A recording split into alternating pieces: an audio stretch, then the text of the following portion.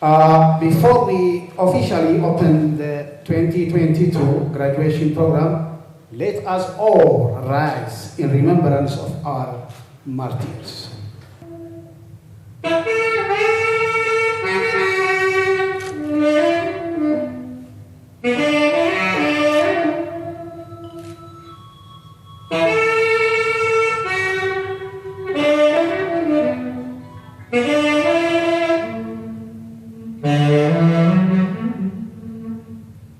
On behalf of Minor Free College of Science, it is a pleasure and indeed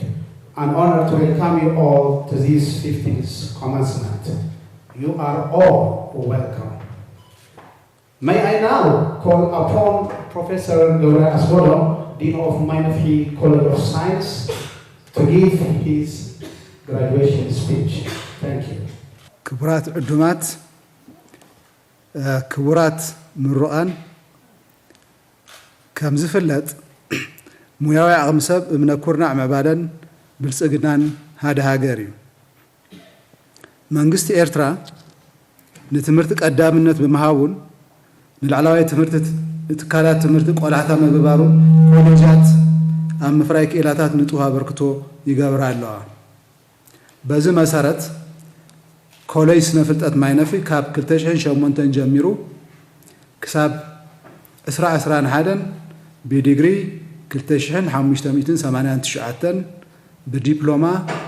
778 ብማስትሬት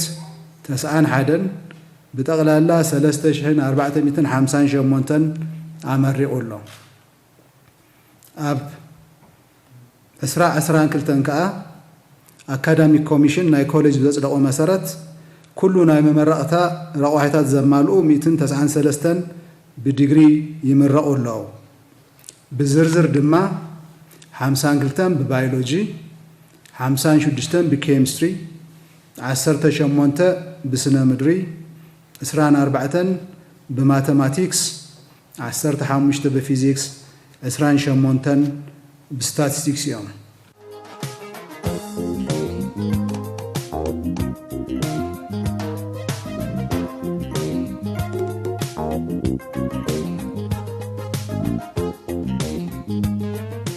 أبزي لوم حملة 14 كلتشان إسران كلتن مبلغ 15 جزء من رأس نصرات بسنك قرنا ندحنت كله تبهيلو بمنزل نتقاعده مسؤول الدخمن فتوتقمن كوينكم تبعلو وزلكم تمرقتي ونقعد زافرت أماكم زحفظكم لا إلت أبصحكم قبل حبني سمعني زبالة بروفيسور جبراي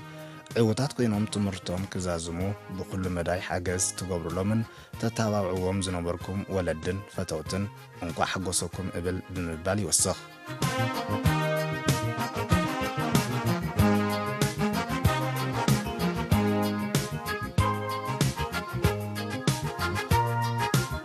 كابزوم تمرقتي 54 ميتاوي دك أنستين عمون قصر تمرقتي دك أنستيو تمساسالي نيرو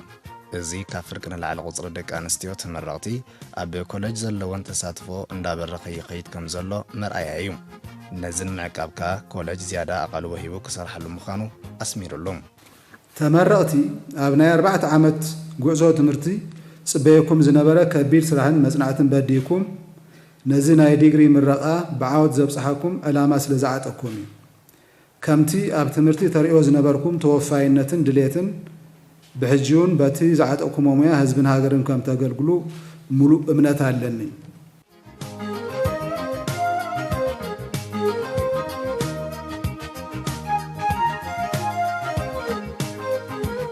أب كوليج سنة فلتات أب زحلف 4 عامات بتن أبلع على استتقصى 6 عينتات عودة تمرتي قصرة تمارو بسوسان 6 ميتاي توثق لهم إذ وثق ناتو بلجاتاتن بدوتاتن علوهم كم بلجا قداماي كوليج زعتقو زمناو مسالتات نتندا وثق زمص زلو قصرة تماراي كأنجد أعم لهم سلازي مس مبزح تمارو مسالتات بملا عقمي كتقمل يخلوم كلاي أبزح جوان 24 بدكتوريت 37 بماستريت 10 دما بباچلر درجة زمهر ممهران اللوم كابزيوم 67 ميتاويت دك هاجريوم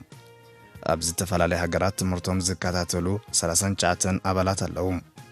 كابزيوم 31 ندكتوريت 8 دما نماستريتيوم እዚ ማለት ኣብ ዝሓፀረ ግዜ ዝለዓለ ዓቕሚ ሰብ ዓጢቖም ደረጁ ዝሓለውን ተወዳዳርን ትምህርቲ ንኽህቡ ምርምር እውን ንኸካይዱ ዘኽእሎም ባይታ ክፈጥር እዩ ከምኡውን መብዛሕትኡ ክፍልታት ምስ ብዙሕ ተምሃራይ ዝዳረግ ቁፅሪ መምሃራን ስለ ዘለው በቲ ኮሌጅ ክፈርኒ ዝደሊ በዓል ሞያ ኣብ ምቕራብ ተርኦም ክብ ከም ዝብል ምዃኑ ፕሮፌሰር ገብራይ ገሊጹ እዩ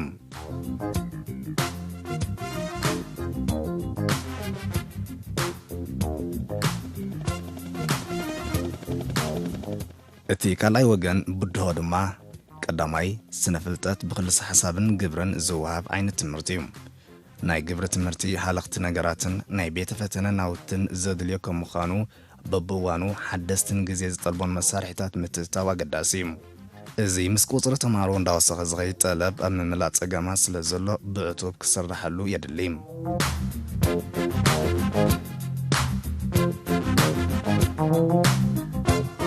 ካልኣይ ተምሃሮ ኣብ ክፍሊ ካብ መምሃራኖም ዝረኽቦ ፍልጠት ንምህብታም ዝሕግዞም ናይ መፅሓፍትን ናይ ካልእ ዓይነት ሓበሬታን ቀረብ ኣዝዩ ኣገዳሲ እዩ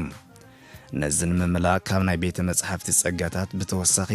ዲጂታል ላይብረሪ እዋን ዝጠልቡ ሃብታም መወከሲ ማእከል እዩ ነዚ ንምምላእ ክፅዕሩ ድሕሪ ምፅናሕ ኣብ ዝቐረባ ግዜ ኣገልግሎት ኣብ ሙሉእ ካምፓስ ናይ ኮሌጅ ተዘርጊሑ ይርከብ በዚ መሰረት ተምሃሮ ኣብዚ ዘለዎ ኮይኖም ኣገዳሲ ሓበሬታታት ክረኽቡ ባይታ ተፈጢሩሎም እዚ ቀረብ ቀጻሊ ንክኸውን ግን ኣብ ዲጂታል ላይብረሪ ንዝጥቀምሎም መሳርሒታትን ክኢላ ዓቕሚ ሰብን ኣብ ምርካብ ይሰርሕ ኣለዉ ካብ ተልእኾ ኮሌጅ ስነ ፍልጠት ማይ ነፍሒ ሓደ ምፍራይ ብቑዕ ምሩቓት ስነ ፍልጠት ኣብ ሕብረተሰብ ኤርትራ ቁጠባዊ ማሕበራዊ ምዕባለ ንምምጻእ ምርምር ምክያድን ናይ ምኽሪ ኣገልግሎት መሃብ ብሰለሳይ ደረጃ ንሕብረተሰብ ብሓፈሻ ማሕበራዊ ኣገልግሎት መሃብ ዝምልአ ኣመላት ይርከብዎ ነዚ ተልእኾ ክውን ንምግባር ሓደ ብዙሓት ናይ መወዳእታ ዓመት ተምሃሮ ምስ መሻሪክ ትካላት ብምትሕጋዝ ኣብ ዳህሳስን ምርምራዊ ፕሮጀክታትን የጥፉ እዮም እዚ ንጥፈታት ነቲ ዝረአ ፀገማት ኣብ ምልላይን ፍትሕ ኣብ ምርካብን ሓጋዚ ክኸውን ከሎ ምሩቓቱን ኣብ ስራሕ ክዋፈሩ ከለዉ ከም ዘይጋየሹ ይገብሮም ክልተ ኮሌጅ ስነ ፍልጠት ደሴት ከይኮነ ኣብ ሕብረተሰብ ኣስተዋፅኦ ዝገብረሉ ባይታ ክፈጥር ይፅዕር ኣሎ ንኣብነት ምስ ከባቢና ዝርከባ ትካላት ብምትሕባር ሓሓሊፉ ዘጋጥሙ ፀገማት ብሓባር ንፈትሕ ኢና ሳልሳይ ተመረቕቲ ብዛዕባ ናይ ልምዓት ሃገርና ዝሓሸ ኣፍልጦ ንኽህልዎም ምስ ክኢለታት ዝተፈላለዩ ትካላት ርክብ ንገብር ኢና እዚ ኣሰራርሓ ስርዓተ ትምህርትና ምስ ልምዓትን ምዕባለን ዝሳነ ኮይኑ ከም ዝዳሎ ክንገብር ስለ ዝሕግዘና ብዝበለፀ ክንደፍኣሉ ምዃንና ከረጋግፅ ፈቱ ኣርባዕተ መምሃራን ኮሌጅ ኣብ ዝተፈላለዩ ትካላት ናይ ምኽሪ ኣገልግሎት ይህቡ ኣለዉ መምሃራንና ምኽሪ ንምሃብ ዘካይድዎ ናይ ምርምር ስራሓት ተመሊሱ ንተምሃሮና ብጭቡጥ ኣብነት ዝምርሉ ባይታ ስለ ዝፈጥር ድርብ ረብሓ ኣለዎ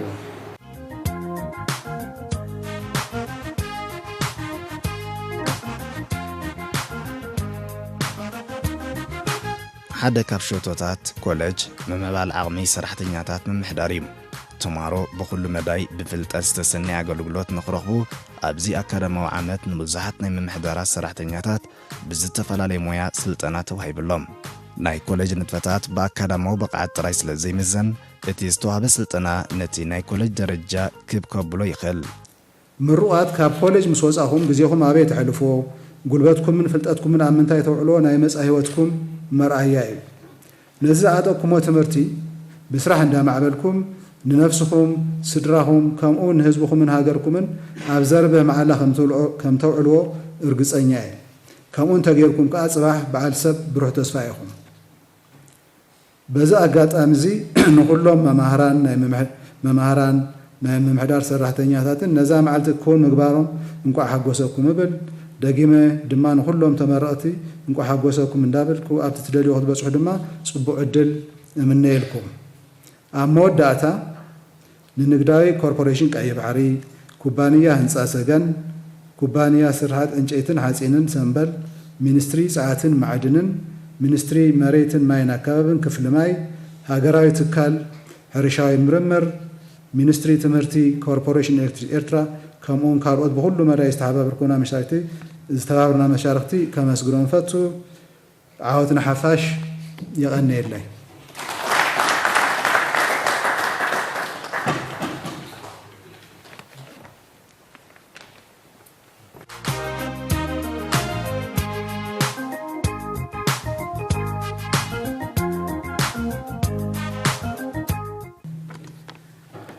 May I now call upon Dr. Abraham Zomi,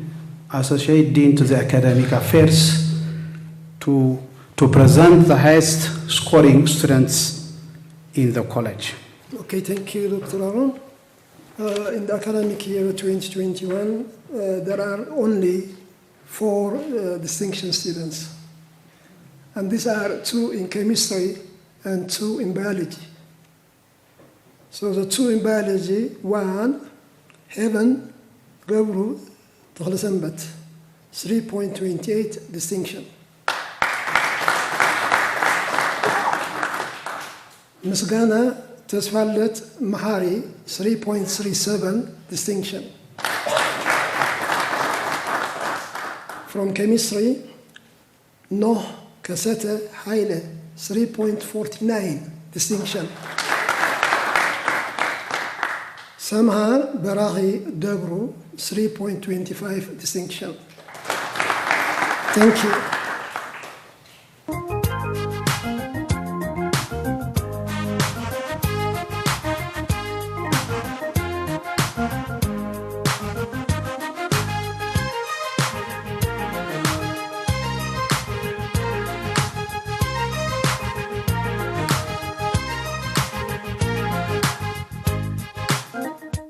نص وقف تماري كولج أمززام عمته تمرتي حدا مزنعتاو بروجكت ويكا ورقت كدالو يحتاتيوم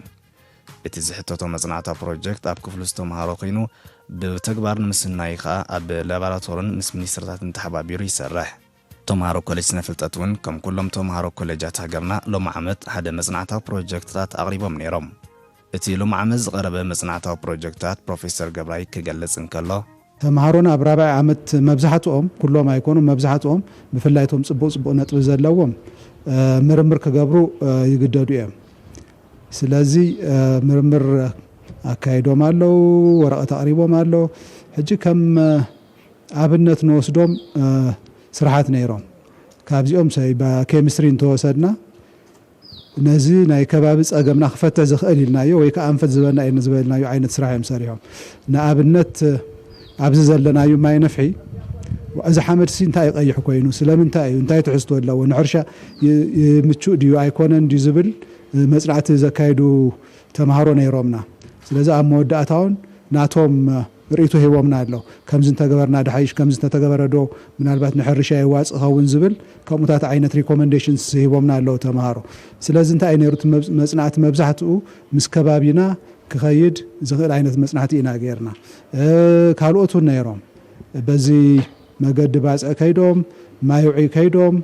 እዚሲ ናይ መድሃኒትነት ረብሓታት ኣለዎ ድዩ እንታይ ኬሚካል ስለ ዝሓዘ ይሰብ ኣብኡ ኸይዱ ዝጥቀም ዝብል ሕጂ ኣብኡ ዘለዎ ተን ኬሚካልስ ወይ ባእታታት ክፈትኑ ክሪኦም ፈቲኖም ኣለዉ ስለዚ እንታይ እዮም ረኺቦም ወእዚሲ ከም መድሃኒት ከገልግል ይኽእል እዩ ከምዚ ዓይነት ትሕዝቶ ዘለዎ ዝብሉን መጽናዕቲ ሰሪሖም አይ ቲንክ ኣውታቱን ዕውታት ነይሮም ክንብል ንኽእልና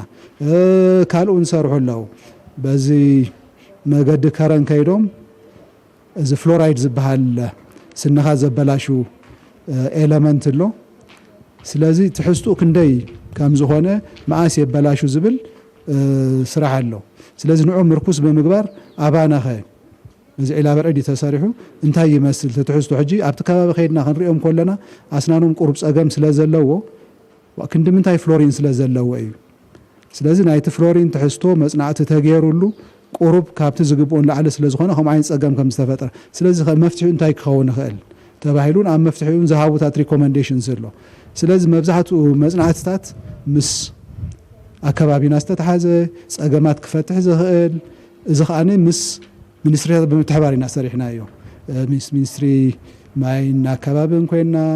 ምስ ሚኒስትሪ ሕርሻ ኮይና ምስ ቢሻውን ሓጊዞምና ኣለዎ ስለዚ ምስ ተፈላለዩ ሚኒስትሪታት ኮይና እቲ መጽናዕትታት ኣካየድና ኣይ ቲንክ ብሓፈሻ ዕውታት ኢና ነርና ክንብል ንኽእልና ስለዚ ብከምኡ ዓይነት ዝስራሕ ኣሎ ነዚ ከባቢ ዝጠቅም ነዚ ከባቢ ዝሕግዝ ዓይነት መጽናዕቲ ስነካየድ ስለ ዘለና ሲ ዝተባብዐዩ ንፉዓት እዮም ነይሮም ተምሃሮ ብከምኡ ከዓኒ ዕውታት ነይሮም ክንብል ንኽእል ኢና ጽቡቕ ፕሮፌሰር ኣብ መወዳእታ ነቶም ተምሃሮ ካልኣይ ደረጃ ዘለዎ ኣብ ሃይስኩል ወይ ኣብ ፍረሽ ቀዳማይ ዓመት ዝጽንበሩ እንታይ ክትብሎም ትደሊ ብኡ መንገዲ ኸ ናይ ዮሃና ዕድል ክበካ ነዞም ሎም ዓመት ዝተመረቑ ተምሃሮ እንታይ ኢና ንብል ንሕና እቲ ትምህርቲ ኣብ ሃይ ስኩል ዘሎን ኣብ ኮሌጅ ዘሎን ትጋግ ክፀብቅ ክኽእል ኣለዎ ኢልና ዘለና ስለዚ ናይ ክልቴና ርክብ ናይ ክልቴና ብሓደ ምስራሕ ነቲ ኣብ ኮሌጅ ዝረአዩ ፀገማት ክፈትሑ እዩ ኣብ ኮሌጅ ምስ መፁ ከም ዝበልናዮ ኢንፋክት አሁን ሕጂ እንዳጎደለ ከይድ ኣሎ እምበር አትሪሽን ሬት ብዙሕ እዩ ነይሩ እቲ ናይ ምትራፍ ስለዚ እሱስ ስለምንታይ ይኸውን ኣሎ ኢልና ክንሪኦ ከለና ኣብ መንጎ ዘሎ ጋግ ምህላው እዩ ኣብ ካልኣይ ደረጃን ኣብ ኮሌጅ ፅበዮን ስለዚ ንሕና ክልቲኡ ዝጠዓመሉ መገዲ ብሓደ ተዋሂድና ምስ ሚኒስትሪ ኦፍ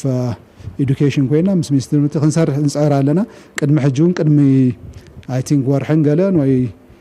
ወርሕን ገለን ኣቢሉ እዩ ዝኸውን ናይ ካልኣይ ደረጃ ተማሃሮ መፂኦም ኣብዚ ሳይንስ ደይልና እንታይ ይመስል ኣብዚ ኮሌጅ እንታይ ትሕዝቶ ኣለና ኣብ ሃይ ስኩል እንታይ ትሕዝቶ ኣለዎም ኣብዚ እንታይ ይፅበይሉ ከምኡታት ዓይነት መረዳእታ ንኽቦም ፃዕሪ ገይርና ኣለና ስለዚ ካብ ከባቢ ስመራ ዘለው ሃይ ስኩልስ ኩሎም መፂኦም እንታይ እቲ ፀገም ትምህርቲ ብኸመይ ይከይዳሉ ኢና ምስኦም ክንረዳእ ፈቲና ኣለና ሚኒስትሪ ኦፍ ኤዱኬሽን ብዚ ከም ተሓባበሩና ገሊፆምልና ኣለዎ ስለዚ ጋግ ክፀብብ ክኽእል ኣለዎ ኣብዚ እንታይ ይፅበዮም ክፈልጡ ክእሉ ኣለዎም ስለዚ ናትና ርክብ አይ ቲንክ ዝያዳ ክምዕብል ኣለዎ ኢና ንብል ስለዚ ኣብኡታት አይ ቲንክ ዝያዳ ክንሰርሕ ከገድሰና እዩ መወዳእታ ናይዚ ዓመት ተመረቕቲ ክንዛረብ እንተኮይና እንቋዕ ሓጎሰኩም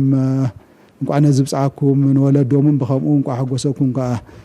ነዚ ብፅዓኩም ኢና ንብሎም ዘለና ማለት እዩ ብሓፈሻ ግን እዚ ሓደ ምዕራፍ ናይ ትምህርቲ እምበር ትምህርቲ ዝውዳእ ነገር ስለ ዘይኮነ ሕጁን ኣመሓይሹ ፍልጠትኩም ኣማዕብልዎ ፍልጠትኩም ንዝሓሸ ደረጃ ንክትበፅሑ ኣብዚ ኣይትተሓፀሩ ዝብል መልእኽቲ እዩ ዘለኒ Thank you, Dr. Abraham Zome, Associate Dean to the Academic Affairs. To close up our program, let us all rise for the national anthem.